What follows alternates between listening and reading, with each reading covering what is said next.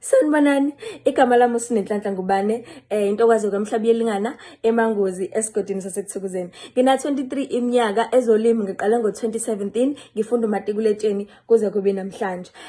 Esiyaye sikwenze sikhulisa izinkukhu from a day old until they are ready for the market.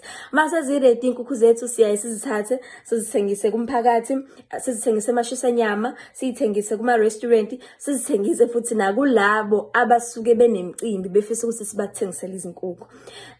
Engingakusho kumuntu osekhaya, osesikoleni, onothando nofisa ukungena kwezolimo, engingakusho kuyena ukuthi makabe nothando, abe nesineke, akhone ukubekezela ngoba ingqinamba zikhona, inkinga ziyavela, luyaba khona uvalo, kuyaba khona nokwesaba. Kodwa uma zifika lezo zikhathi, zikufica uzazi ukuthi ufunani nokuthi ubhekephi, angeke uzuphazamiseke. Umyalezo wami engingawushiya kulabo abafisa ngabe umuntu omusha noma ngabe umuntu osekhulile, umyalezo wami engawushiya kuwena ukuthi mawungena kwezolimo awungangeni ngoba nakho ufuna inzuzo esheshayo, kodwa ngena ngoba nakho ufisa, unothando, ukwazi ukubekezela nokuthi uyazazi ukuthi ufunani nanokuthi uyapi. Ngiyabonga.